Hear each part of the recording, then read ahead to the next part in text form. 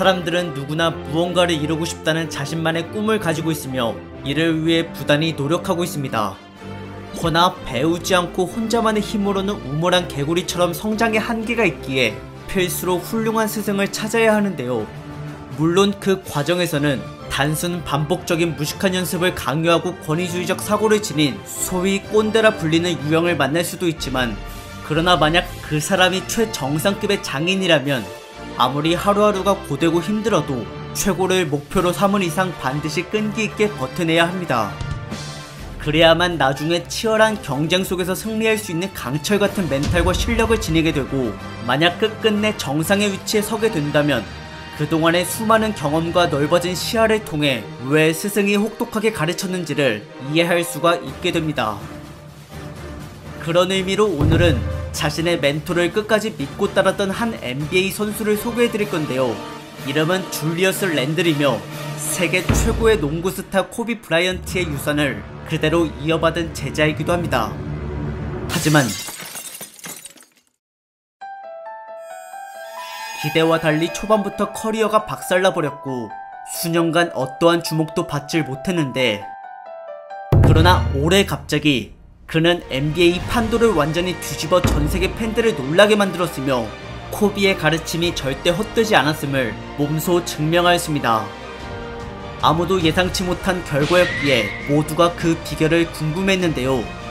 그렇다면 대체 랜들이 배운 건 무엇이고 어떻게 그리 단숨에 각성할 수 있었는지 지금부터 한번 그 과정과 비밀들을 파헤쳐보도록 하겠습니다.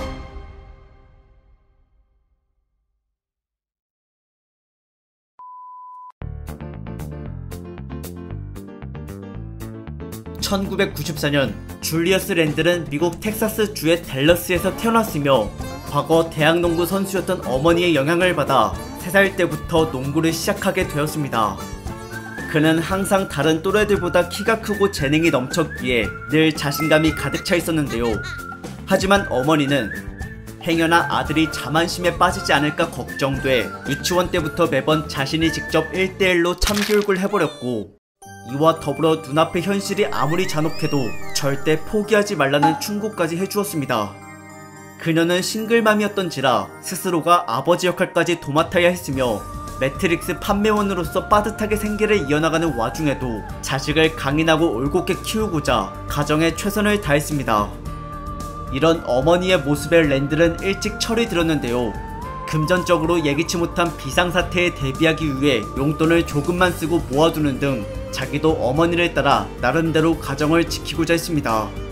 그리고 동시에 반드시 농구로 성공하겠노라며 연습을 게을리하지 않았고, 가장 첫 번째 관문이었던 어머니와의 승부는 초등학교 4학년이 돼서야 처음으로 이겼습니다.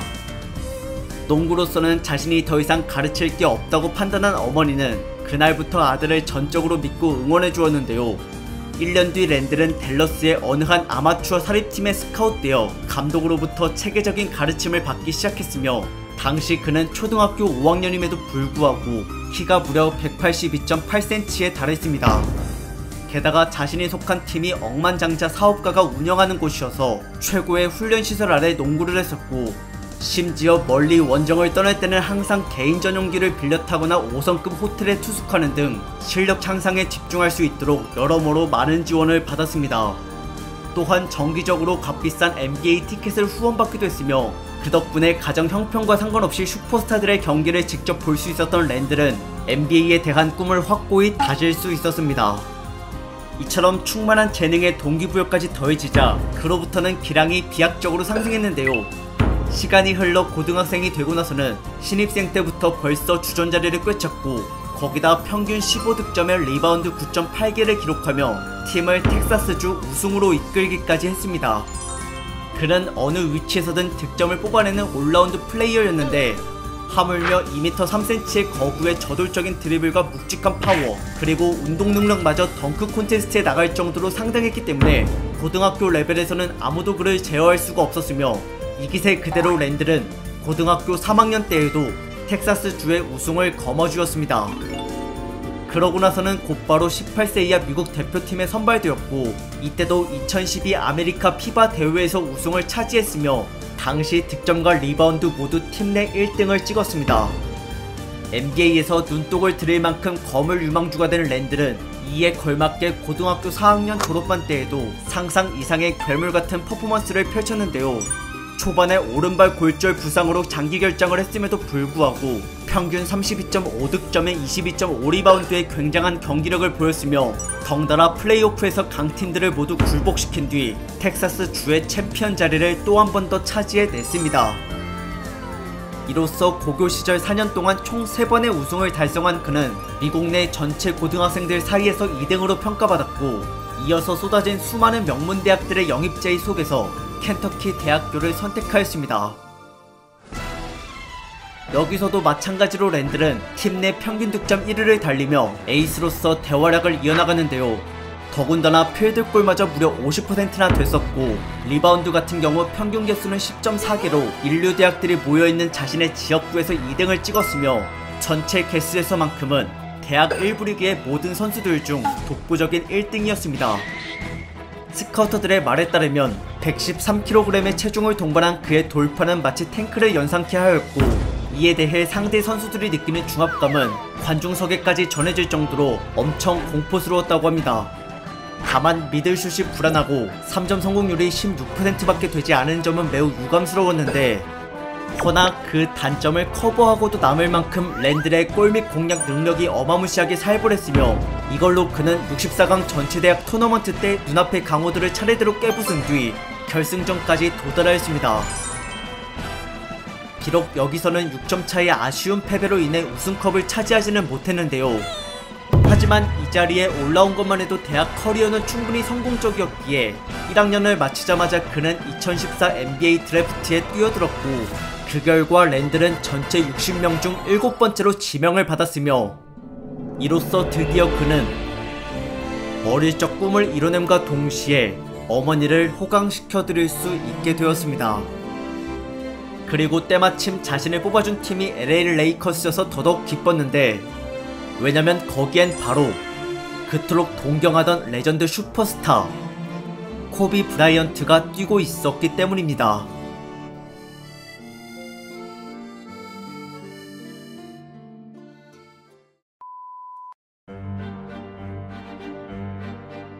줄리어스 랜들은 어린 시절부터 코비 브라이언트의 광팬이었습니다. 한 번은 경기를 직관하러 갔을 때 코비와 하이파이브를 한 적이 있었는데, 너무나 기쁜 나머지 손을 한동안 씻지 않았다고 하며 화려한 플레이와 전설적인 커리어를 만들어낸 그의 성실한 훈련 태도를 무척이나 존경해왔습니다. 코비가 루키들을 아주 엄하게 대한다는 소문이 있었지만, 이는 엄연히 전쟁터와 다름없는 NBA 무대에서 살아남도록 하기 위한 정신개조의 일환이었기 때문에 오히려 랜들 입장에서는 어떤 비판을 받든 업계 포상이었고, 심지어는 코비뿐만이 아닌 다른 베테랑 선배들에게도 능동적으로 질문하고 조언을 구하며 자신의 부족한 점을 개선하고자 했습니다. 이처럼 랜들은 프로의식이 처음부터 뿌리를 잡고 있던 터라 팬들과 전문가들에게 훗날 대성할 거라는 호평을 받았는데요. 그는 프리시즌 동안에도 제법 훌륭한 경기력을 선보였으며, 이를 토대로 감독에게 신임을 얻어 정규 시즌 개막 전부터 벌써 데뷔를 하게 되었습니다. 하지만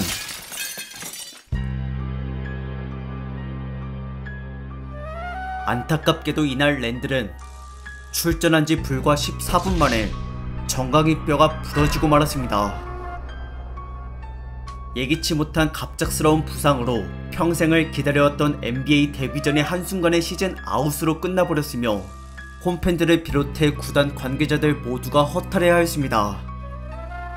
결국 할 수 없이 1년을 통째로 날리게 된 랜들은 수술 이후 조용히 재활치료에 들어갔는데요. 혼자서만 시간이 멈춰있다 보니 처음에는 자신의 가치가 떨어지지 않을까라는 불안감에 빠져 있었지만, 주기적으로 자신을 찾아와 평정심과 인내심에 대한 조언을 아끼지 않았던 코비 브라이언트 덕분에 강인한 정신력을 얻을 수 있었습니다. 재활 기간 동안 랜들은 매일 경기를 챙겨보며 선수들을 분석하였고, 전보다 날렵해지기 위해 헬스와 식단 관리로 9kg을 감량했습니다. 이후 온전히 회복하고 나서는 15-16 시즌 2년차 커리어를 시작했는데요. 이번에는 단 한 번도 부상 없이 무사히 시즌을 치렀으며, 여전히 그는 구단에게 있어 핵심 기대주였기에 시즌의 절반 이상을 선발로 기용되었고, 루키나 다름이 없음에도 평균 리바운드 개수에서 리그 10등을 차지해내 다시 한 번 더 잠재력을 높이 평가받았습니다. 그리고 한편 코비 브라이언트는 마지막 경기 때 60득점으로 승리를 장식한 뒤 이를 끝으로 은퇴를 선언하였고 전세계 모든 농구 팬들의 심금을 울리며 코트를 떠났습니다. 그날부로 랜들은 젊은 선수들과 함께 팀의 주축이 되어 자신의 기량을 마음껏 펼쳤는데요. 파워포워드 역할을 맡은 그는 특히나 1대1 돌파에서 엄청난 강점을 보였으며 가드 못지않게 볼핸들링이 유연하고 거기에 몸까지 탄탄하다 보니 그 어떤 견제와 충돌에도 흔들림 없이 득점을 성공시켰습니다. 이처럼 그의 득점 양상은 마치 우겨넣는 것처럼 수비수를 달고 슛을 쏘는 경우가 많았고 돌파 과정에서는 공간 확보에 용이한 스핀 무브를 자주 했는데 바깥 라인에서부터 한번 가속이 붙기 시작하면은 밀고 들어가는 힘이 어마무시하게 불어나기 때문에 아무리 도움 수비를 붙여도 저지할 수가 없었으며 속공 상황에서는 훨씬 더 강력한 위력을 발산했고 게다가 왼손잡이임에도 양쪽 돌파가 가능했던지라 마치 어디로 튈지 모르는 야생 멧돼지를 연상케 했습니다. 하지만 눈에 띄는 장점은 딱 그거 돌진 하나뿐이었습니다. 3점을 비롯한 점프슛에 대한 성공률이 평균 이하여서 득점 구역이 골밑에만 주로 한정되어 있었고 공격 패턴이 다양하지 못하다 보니 우격 따짐으로 수비진을 뚫다가 턴오버를 자주 범하곤 했습니다. 하물며 불안정한 슈팅에 빅맨치고는 키가 2m 3cm로 애매하다 보니 상대를 등지고 공격하는 포스터 플레이를 잘 해내질 못했으며 자신보다 더 크고 빠른 괴물들 앞에서는 항상 공격과 수비 모두가 구멍투성이었습니다. 또한 팀플레이 면에서도 답답한 점이 한두 개가 아니었는데 그중 가장 큰 문제점은 바로 스크린 몸빵이었으며 자신의 몸을 희생해 동료의 공격을 돕는 것이 빅맨의 필수 덕목임에도 불구하고 이에 대해 적극적이지 않거나 서투른 모습이 자주 나타났습니다. 연이은 패배에 3년차 팀 순위는 나락으로 떨어졌고 랜드를 향한 팬들의 기대는 더 이상 예전만 하지 못했는데요. 허나 놀랍게도 다음 4년차 17-18 시즌에서는 그에 대한 평가가 몰라보게 좋아졌습니다. 자신의 약점을 누구보다도 잘 알고 있던 랜들은 이를 개선하기 위해 하루도 빠짐없이 훈련에 열중했고 더불어 키가 큰 선수를 상대할 때의 피지컬적인 열세를 운동 능력으로 극복하고자 110kg의 몸무게에서 체지방률을 6%로 만들기도 했으며 이에 따라 민첩성과 순발력이 전보다 더 강화되었습니다. 또한 혼자서 무리하게 공을 끌거나 스크린 몸빵을 서지 않는 그런 과거의 이기적인 버릇들도 많이 사라졌는데 대신 동료들과의 연계 플레이에 집중하여 공격을 유기적으로 쉽게 풀어나갔고 그 덕분에 필드골 55%와 함께 평균 득점으로 팀 내 1위를 찍을 수가 있었으며 한편 수비에서도 마찬가지로 과거 수비왕들의 경기 영상을 분석하고 연구한 끝에 비약적인 발전을 이뤄 1년 전 꼴찌였던 팀의 수비 지표를 12등까지 올리는데 크게 기여를 했습니다. 이처럼 한순간에 급성장한 랜들은 다시 한 번 더 구단의 미래로 거듭나게 되었는데요. 그런데 재계약을 앞둔 이 시점에서 갑자기 레이커스가 랜드를 등한시하고 현역 최고의 슈퍼스타인 르브론 제임스를 영입하려 했습니다.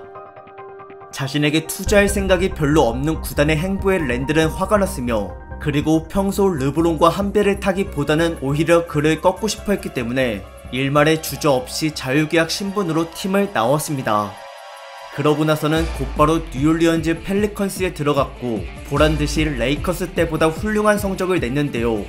평균 득점을 21.4점으로 대폭 상승시켰을 뿐만 아니라 필사적인 노력으로 기존에 없던 3점 능력까지 갖추어 이에 대해 34%의 성공률을 기록했으며 게다가 패스 시야도 다소 넓었기 때문에 정말 그는 자유투 빼고 뭐 하나 크게 흠잡을 게 없었던 정상급 올라운드 플레이어였습니다. 하지만 이 같은 좋은 소식과는 반대로 정작 팀 내부는 거의 해체 수준에 가까울 만큼 파국에 치달아 있었는데 이유는 구단의 에이스인 앤서니 데이비스란 선수가 자신을 르브론 제임스가 있는 레이커스로 보내달라는 뉘앙스로 난동을 부렸기 때문이며 그로 인해 팀원들이 동요하게 되어 서로 간의 케미가 무너져 버렸습니다. 랜들은 이 사태에 너무나 짜증이 났었고 심지어 리빌딩을 선언한 뉴올리언즈가 차기 에이스를 다른 선수로 계획하고 있어서 더 이상은 구단에 머물고 싶지가 않았습니다.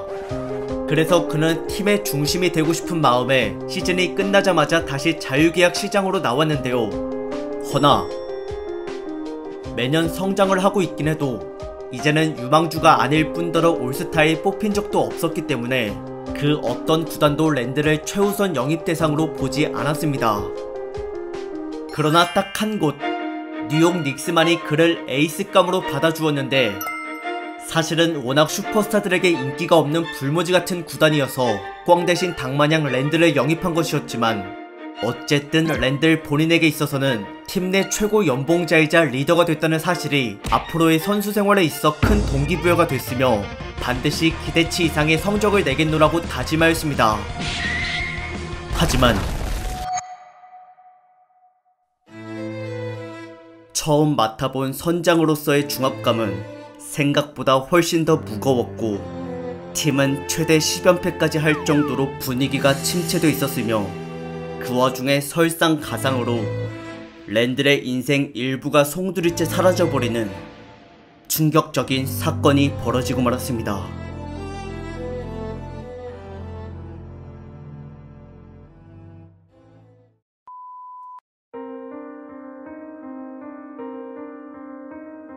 (19-20) 시즌 도중 2020년 1월 26일 전세계 농구 팬들 모두가 넋이 나갈 정도의 어느 한 비극적인 참사가 일어났습니다.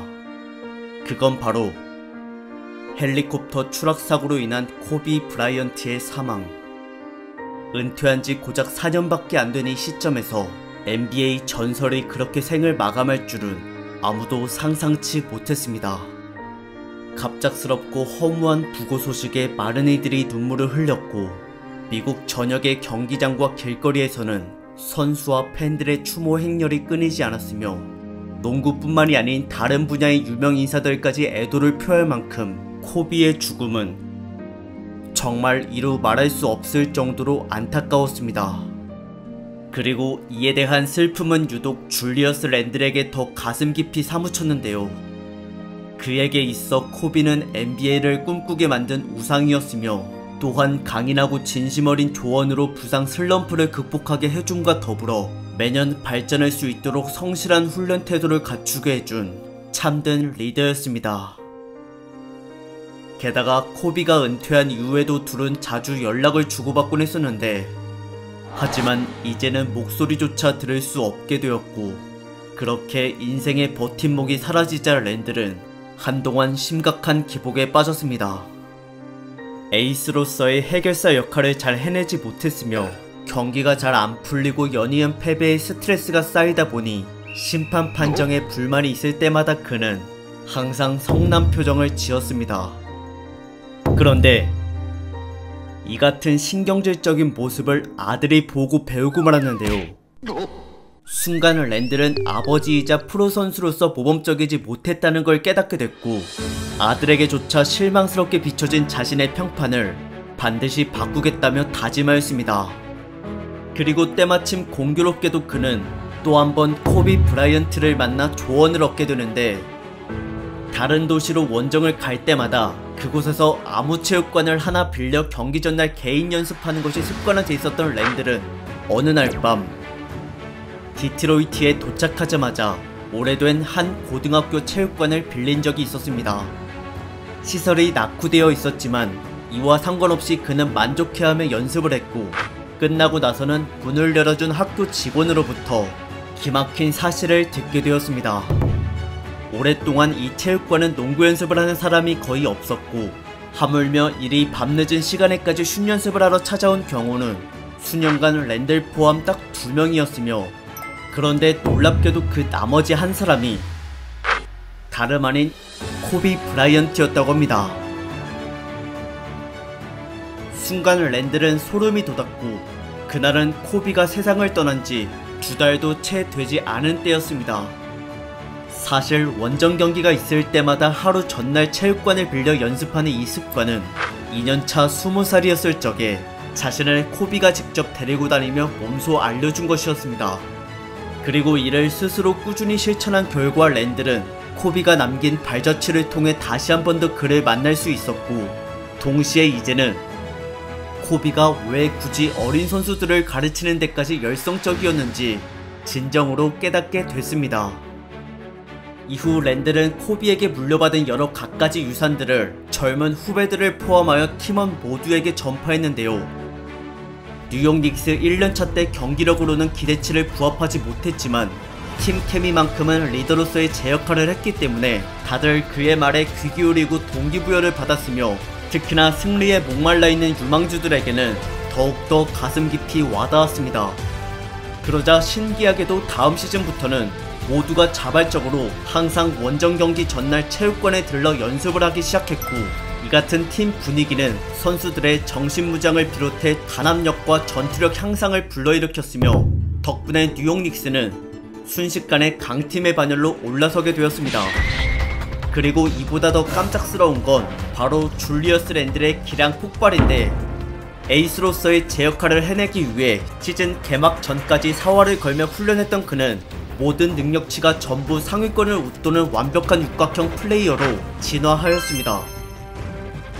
돌파와 골 및 마무리는 흡사 폭주기관차를 보는 것처럼 어떠한 견제에도 흔들림 없이 강력했고, 수많은 선수들이 이를 막으려다 엉덩방아를 찧었으며, 게다가 이제는 레이업과 덩크 이외에도 공을 위로 높게 던져 상대의 블락을 무용지물로 만드는 플로터란 기술까지 장착하였습니다.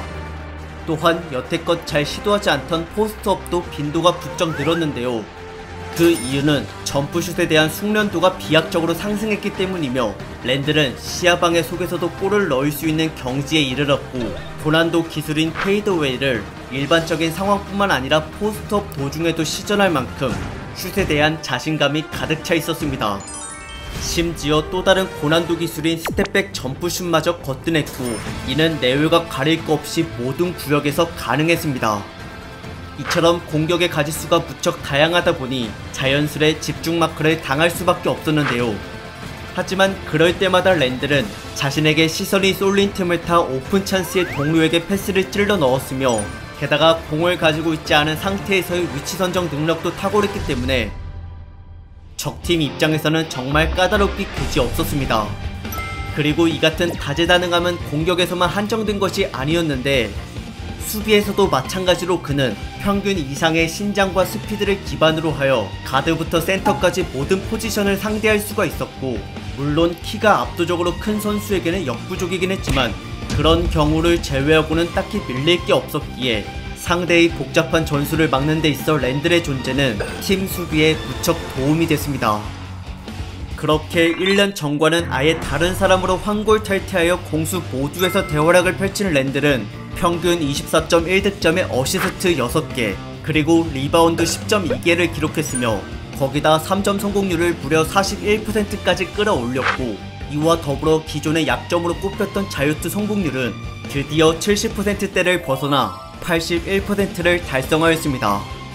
그리고 이 와중에 팀 성적마저 훌륭하다 보니 팬들과 전문가들로부터 주목이 집중되었는데, 그 결과 랜들은 생애 처음으로 올스타의 영광을 누렸으며, 이후에도 계속 폼을 유지하여 9연승의 놀라운 행보를 보였고, 끝내 뉴욕 닉스를 동부 4등에 올려놓았습니다. 7년 동안 밑바닥에서만 헤매고 있던 팀이 이렇게 반등할 것이라고는 아무도 예상치 못했으며, 정말 오랜만에 플레이오프 진출이었기에 뉴욕 팬들의 열기는 그 어느 구단보다도 뜨거웠습니다. 이에 대한 1등 공신인 랜들은 투표에서 거의 만장일치로 뽑혀 기량발전상을 받게 되었는데요. 다만 플레이오프는 첫 경험이어서 그런지 아쉽게도 1라운드 탈락에 그치고 말았지만, 그래도 아직은 26살의 열성적인 훈련 태도를 지니고 있으니 앞으로의 발전 가능성이 무궁무진하며, 게다가 그의 농구 철학이 벌써부터 팀 전체에 뿌리를 내렸기에 구단의 전망도 매우 긍정적으로 비춰지고 있습니다. 그래서 랜들은 현재 뉴욕 닉스의 차기 프랜차이즈 스타로 각광을 받는 중인데, 그는 지금의 자신을 만들어준 코비 브라이언트에게 매일 감사하고 있으며, 둘이서 함께했던 모든 추억들이 아직도 생생히 남아있다 합니다. 노력과 희생 없이는 아무것도 이뤄낼 수 없다는 신념 아래 매 순간 최선을 다했던 코비 브라이언트. 이러한 그의 정신력은 어린아이들에게 꿈을 심어줬고 후배들에게는 모범이 되었으며 더 나아가 침체되어 있던 구단을 강팀에 이르도록까지 해주었습니다. 비록 더 이상은 만날 수도 목소리를 들을 수도 없지만 그가 남긴 맘바 멘탈리티 유산은 여전히 사람들의 가슴 속에 살아 숨쉬고 있는데요. 이는 줄리어스 랜들이 팀원들에게 알린 것처럼 앞으로도 수많은 이들에게 동기부여로 각인될 것이고 나중에는 그들의 후손들에게까지도 뻗어나갈 것이며 그렇게 코비의 존재는 평생 잊혀지지 않은 채 성공의 멘토로 랜드를 비롯하여 선수와 팬들 모두에게 영원히 남아있을 것입니다.